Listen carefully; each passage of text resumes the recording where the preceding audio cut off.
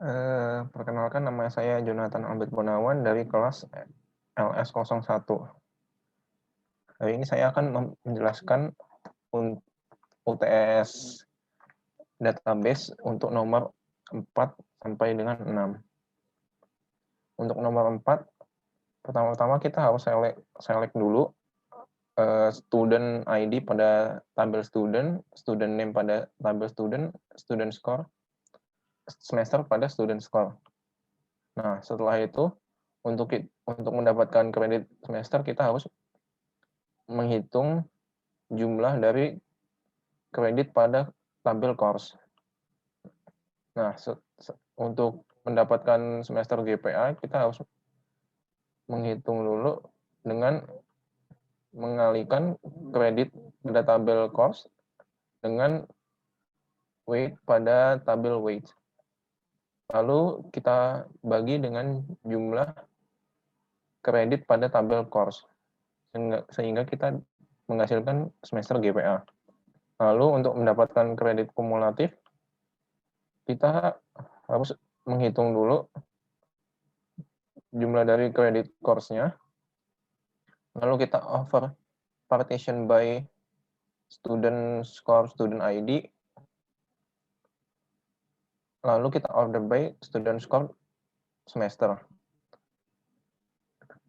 Lalu kita bisa mendapatkan kredit kumulatif. Untuk kumulatif GPA kita harus menghitung dulu kredit pada tabel course dikalikan dengan weight pada tabel weight. Lalu kita over partition by student score dot student ID atau student ID pada tabel student score. Lalu kita order by atau kita urutkan dengan dahulu dengan kolom semester pada tabel student score. Lalu kita bagi dengan jumlah kredit pada course. Lalu kita over partition by lagi student score, student ID pada tabel student score. Lalu kita order by lagi dengan semester pada tabel student score. Lalu kita mendapatkan kumulatif GPA. Nah, karena kita udah mengambil banyak data itu, kita harus ambil dulu from tabel apa aja.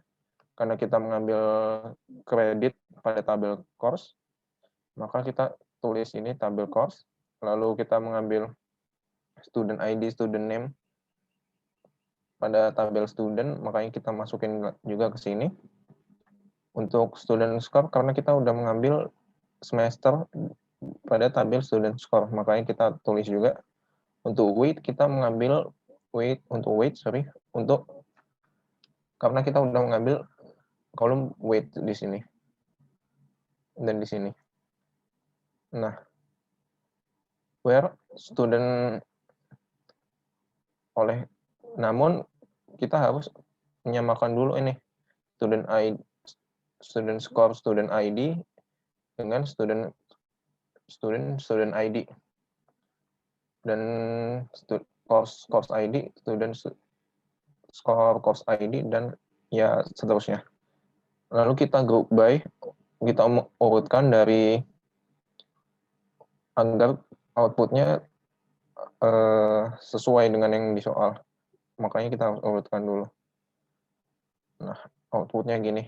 Yang nomor 2 ini sudah saya tambahin data sendiri. Untuk yang nomor 5, untuk create prosedur kita harus seperti pada umumnya create tabel, kita harus declare dulu student ID, variabel-variabelnya gitu. Habis itu kita as begin.